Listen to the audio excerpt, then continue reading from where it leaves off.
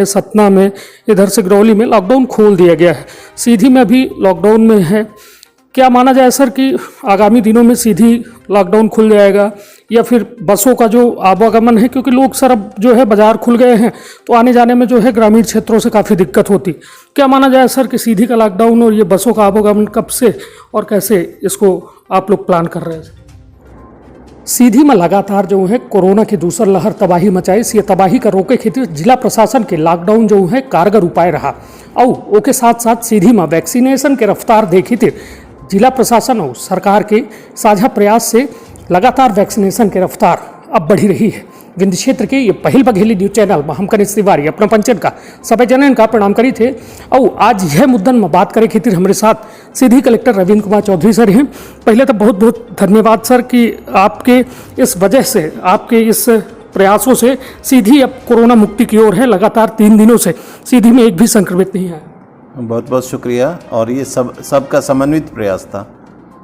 जो हमारे जो डिस्ट्रिक्ट जो क्राइसिस कमेटी थी कोविड की, वो पुलिस प्रशासन, जिला प्रशासन, मीडिया, हमारे व्यापारी बंधु, हमारे आम नागरिक, जिन्होंने इस पूरे लॉकडाउन का जो पालन किया, और वो सबसे बड़ा कारण वही रहा जो लॉकडाउन, स्ट्रिक्ट लॉकडाउन जो शुरुआत जो रहे। नहीं तो चूँकि हमारे 300 पंचायतें संक्रमित हो गई थी, 300 पंचायतों में लोग संक्रमित हुए थे। नगरीय क्षेत्रों में सीधी प्रॉपर में ही 600 से ज़्यादा की संख्या तक में लोग मरीज रहे हैं। रामपुर नेकिन में रहे और चुरहट और मझौली हर तरफ रहे। तो ये सभी इस सबको इसकी क्रेडिट जाती है, लेकिन ये बहुत अर्ली है कहना, चूँकि आगे और हमें सतर्क रहने की ज़रूरत है। निश्चित तौर पर सर के द्वारा यह कहा जा लगा है कि साफ तौर पर लोगन के कठिन तपस्या के चलते यह है प्रयास जो है संभव हो पावा है। सर, यदि बात की जाए कि इस दौर में वैक्सीनेशन एक बड़ा प्रोजेक्ट है आपके लिए, बड़ा एक कठिन काम है, क्योंकि गांव में जिस तरह की अफवाह फैली है उसके बाद भी एक बड़ा अच्छा प्रदर्शन हुआ। आदिवासी अंचल में 918 लोगों ने एक दिन में वैक्सीन लगवाई, उसके लिए आपने प्रोत्साहित भी किया। क्या कहेंगे इस बारे में? देखिए, मैं अगर बताऊं तो देखेंगे कि अप्रैल महीने में 11 से 14 अप्रैल में हमारे ज़िले में 22,000 वैक्सीनेशन हुए थे। हम स्टेट में तीसरे नंबर पे थे उस समय, उस अभियान में वैक्सीनेशन का। उससे पहले भी एक दिन 6,900 वैक्सीनेशन हुए। लेकिन मई महीने की जो, यदि आप दिन प्रतिदिन का देखेंगे, किसी दिन 200, किसी दिन 300 और बहुत कम 10-10 सेंटर्स पे कोई नहीं वैक्सीन के लिए आ रहे थे। ये नौबतें हमारे साथ रही, मई के अंत तक लगभग ये रही। तो इसमें हम लोग लगातार, चूँकि इसमें लोगों के बीच जाना, लोगों को ये जागरूकता के लिए संदेश देना, ये सबसे अहम था। तो इसमें हमने, यदि मैं कहूँ कि हमारा जो डिस्ट्रिक्ट क्राइसिस कमेटी, उनसे, जो सभी राजनीतिक दल के जो थे उनके साथ, उन सबसे भी बात की, माननीय जो जनप्रतिनिधि हमारे विधायक जी, सांसद जी, उनके माध्यम से, साथ ही साथ जो NGOs के साथ हमने की, उनके साथ बैठक की।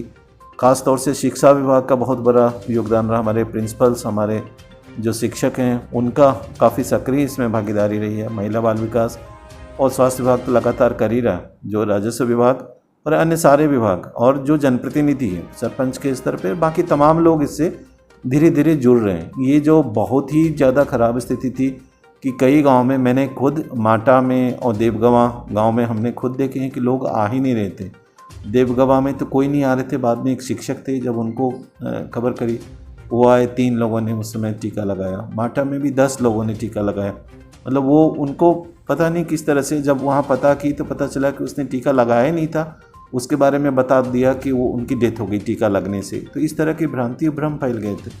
तो इसको लड़ने के लिए हम सबके समन्वित प्रयास ज़रूरी था, और मीडिया ने, सारे समाचार माध्यमों ने, सबने इसमें बहुत बहुत कंट्रीब्यूट किया, और लगातार इस चीज़ को सोशल मीडिया में भी प्रेरित करते रहे। और इसको मैं यदि कहूँगा कि पथरौला वो गांव है जहाँ, पथरौला से पहले जो दादर एक गांव है मझौली में, दादर में 500 के लगभग वैक्सीन उन्होंने किए, जो कि उस समय का रिकॉर्ड था। फिर उन्होंने आपस में चैलेंज किया कि जो इसको तोड़ देंगे तो 11,000 रुपये का हम इनाम देंगे। फिर इस तरह से इनाम से सीधे इंसेंटिव से भी जोड़ दिया, और सभी लग गए, मतलब पूरी टीम लग गई। मतलब हमने देखा वहाँ चारों सरपंच थे लगे, सरपंच एक्टिव हैं, फिर जो जनप्रतिनिधि हैं, जो दलीय जनप्रतिनिधि हैं दलों के, वो SDM हो, पटवारी हो, छात्र हों, बच्चे हों, सभी प्रिंसिपल्स वहाँ के काफ़ी एक्टिव, प्रिंसिपल ने उन्हें बताया कि 800 बच्चे उनसे जुड़े हैं, तो उनके माध्यम से भी जुड़े।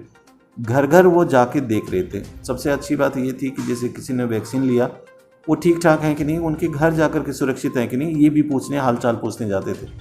तो सब ठीक थे। तो ये चीज़ें धीरे धीरे लोगों को विश्वास आने लगा कि नहीं, वैक्सीन से कुछ नहीं होता। तो यही चीज़ें हमें देखेंगे कि कुसमी अंचल में भी जो कई गांव में उन्होंने किया, जो गोत्रा वगैरह सब में अच्छा वैक्सीनेशन हो रहा था।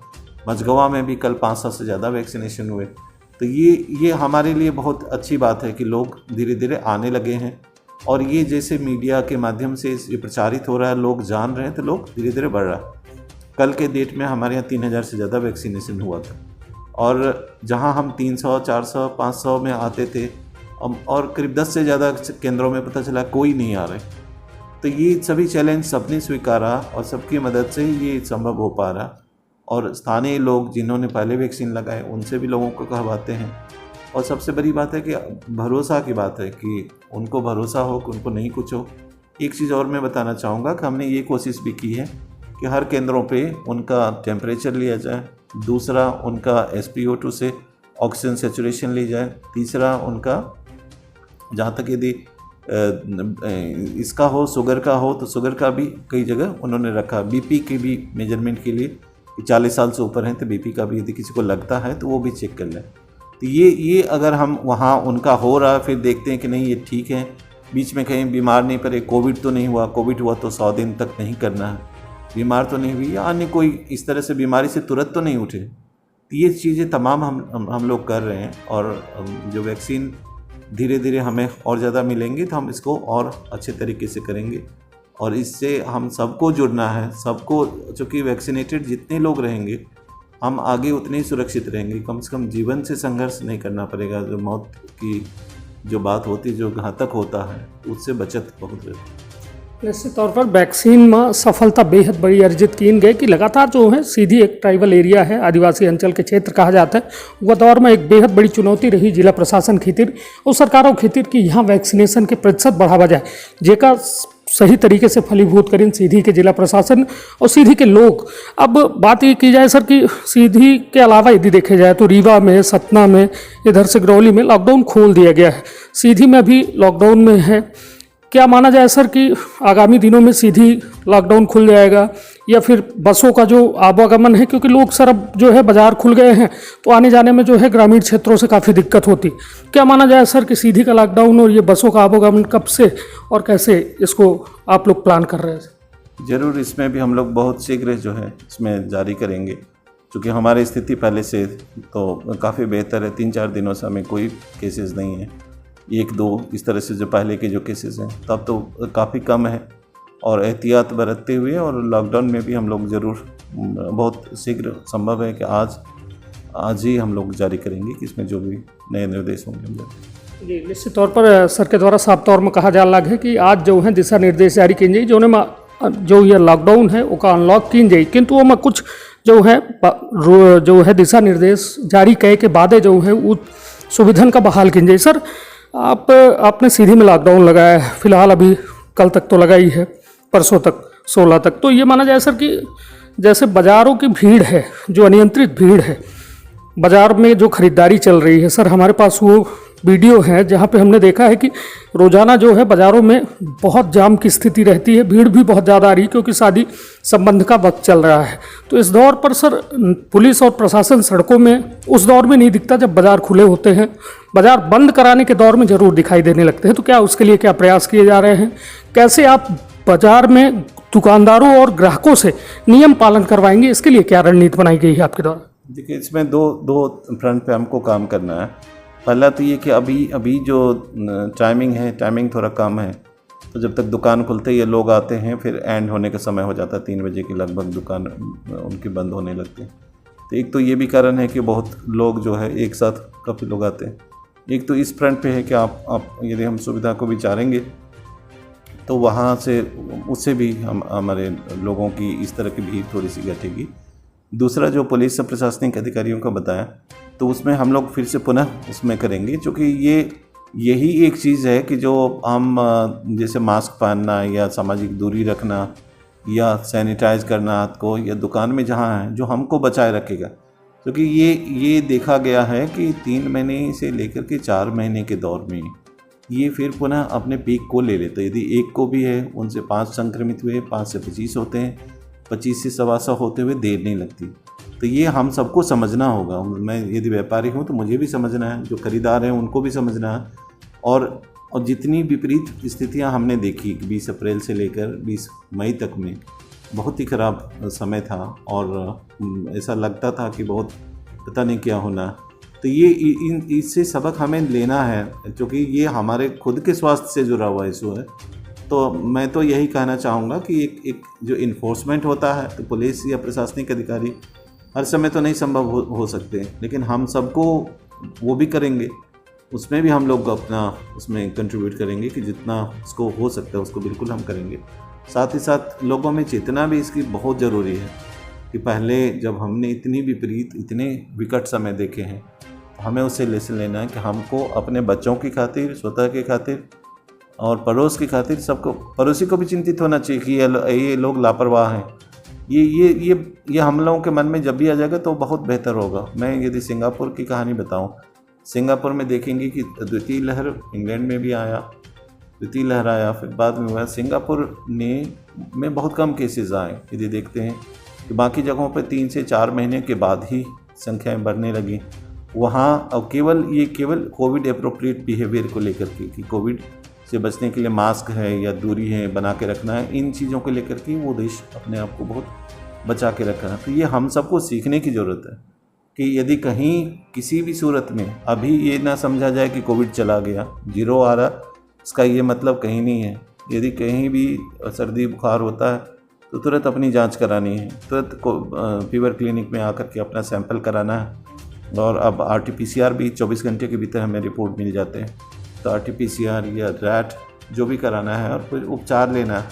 और मतलब इस तरह से नहीं हो जाना है कि हमें निश्चिंत नहीं हो जाना है कि कोविड तो अब चला गया तो मैं टाइफाइड की दवा खा रहा हूँ या किसी अन्य चीज़ की दवा नीम हकीम से कर रहा हूँ। तो सबसे पहला तो ये है कि बीमार पड़े तो कोविड का टेस्ट ज़रूर कराना है, अभी भी कराना है, कोविड गया नहीं है और हमें सतर्क रहना है।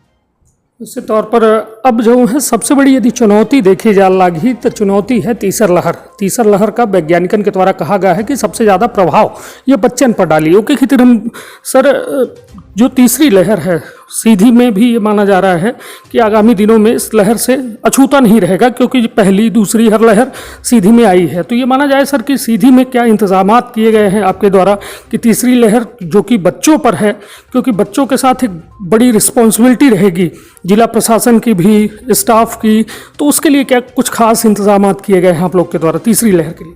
देखिए, तीसरी लहर में जो वैसे यदि कहें तो हम लोगों ने जैसे पिछले बार 10 हमारे ICU बेड थे और फिर उसको यदि ICU जैसी जो सुविधाएं जो बाईपैप वगैरह सब जोड़ें तो आज के डेट में 26 बेड के लिए हमारे पास ऐसा है, हम उनको बाईपैप के थ्रू ऑक्सीजन दे सकते हैं, जिससे कि बहुत सपोर्ट होता है। एक तरह से बहुत जीवनदायिनी ही वो रहा, पिछला एक अनुभव भी रहा।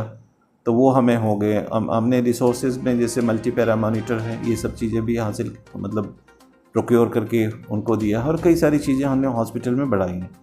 इसके साथ जो बच्चों के लिए है, बच्चों के लिए अलग से गवर्नमेंट ने 2 करोड़ 16 लाख सैंक्शन करे हैं और जिसमें कि 10 HDU और 10 ICU के बेड होंगे, मतलब 20 ऐसे बेड रहेंगे कि जिस एक तरह से ICU तरह से बच्चों के 20 बेड वो होंगे, क्योंकि ऑक्सीजन और बाकी तमाम सुविधाएं उनके लिए तो रहेंगी। साथ ही 40 बेड का और ऑक्सीजन बेड के लिए वो भी हमारे सैंक्शन होंगे, जो कि जल्दी वो काम हमारे शुरू होंगे। और वैसे मैं कहूँ तो हमारे जो जिला अस्पताल में आज के डेट में करीब 50 बेड पे पहले ऑक्सीजन हुआ था, 10 ICU मतलब 60 हैं और 110 बेड अभी हालिया हुआ थे, तो मतलब ये 170 और करीब 11-12 बेड मतलब 180 के लगभग बेड पे अभी हमें ऑक्सीजन की सुविधा है। और हमारा PSA यूनिट भी जो है इस मंथ एंड में संभावना है कि उसका कुछ अंश पुर्तगाल से अभी आना, काफ़ी मेजर पार्ट तो आ गया है, लेकिन एक आज भी मेरी उनसे बात हुई रेल की अथॉरिटी से, तो वो आने हैं। तो वो हम लोगों को PSA यूनिट से भी तो उससे हमें बहुत बड़ी सहूलियत मिल जाएगी।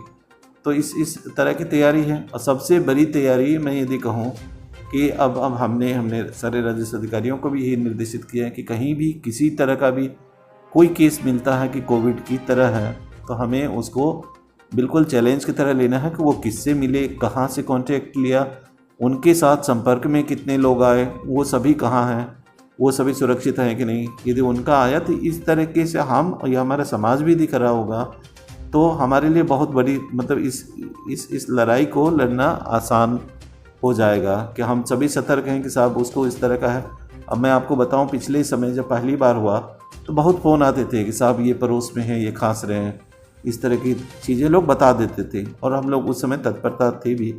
और उस समय हालांकि केसेस कम आए, लेकिन इस स्ट्रेन में जिसमें कि बहुत तीव्र गति से जो इन्फेक्शंस हुए लोगों को हुआ और बहुत जल्दी उनकी स्थितियों में मतलब स्वास्थ्य बहुत जल्दी तेज़ी से गिरा, तो ये एक पहलू है कि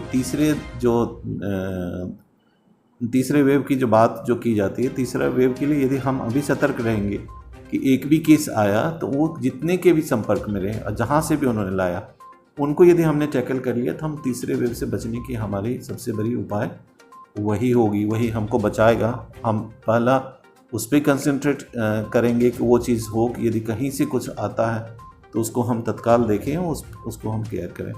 और जो संसाधनों के बारे में, तो संसाधन हमारे कई सारे संसाधन कोविड पीरियड में भी हम लोगों ने जोड़े हैं और वो अभी और भी आ रहे हैं, और भी संसाधन हमारे होंगे और जिला अस्पताल को हम और सुदृढ़ कर पाएंगे। डॉक्टर्स की ज़रूर थोड़ी समस्या है, लेकिन हम उसके लिए तैयार हैं। सर, अब सबसे बड़ी सवाल ये भी है, अब लोगों के जहन में भी है कि उस दौर में सीधी में आपने दिखाया है 87 लोगों का दुखद निधन हुआ है सीधी जिले में अब तक में, कोरोना की दूसरी लहर और पहली लहर में। प्रशासन की ओर से निर्देश आए हैं, मतलब सरकार की ओर से, कि इनको राहत राशि प्रदान की जाए।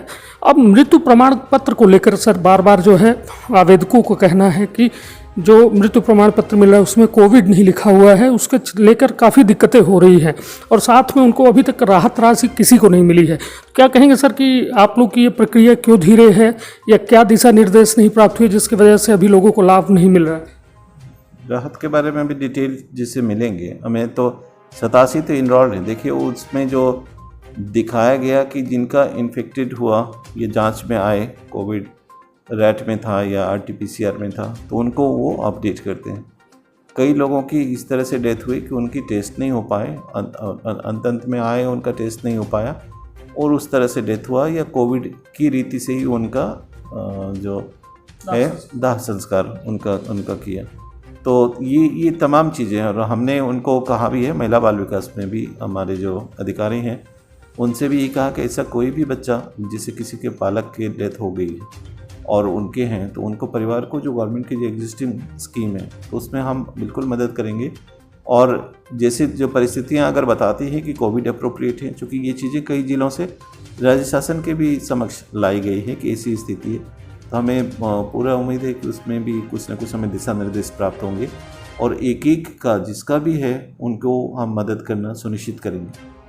सर, स्कूलों को लेकर भी सवाल आ रहे हैं और ये कहा जाए कि कल मतलब आज से एडमिशन शुरू हो गए हैं प्राइवेट स्कूलों में भी, तो सर इनके लिए क्या दिशा निर्देश अभी आप लोग को प्राप्त हुए? सर देखिए, इसमें तो कोविड अप्रोप्रिएट बिहेवियर के साथ ही इसमें सारी कार्रवाइयाँ होनी है और शिक्षा विभाग को खास तौर से विशेष तौर से इसको देखना है। स्कूल तो नहीं प्रारंभ हो गए, तो ये हमें सुनिश्चित हमें नज़र रखनी होगी कि इस तरह का कहीं लापरवाही नहीं हो जिससे कि ये चीज़ फैलने की दिक्कत है।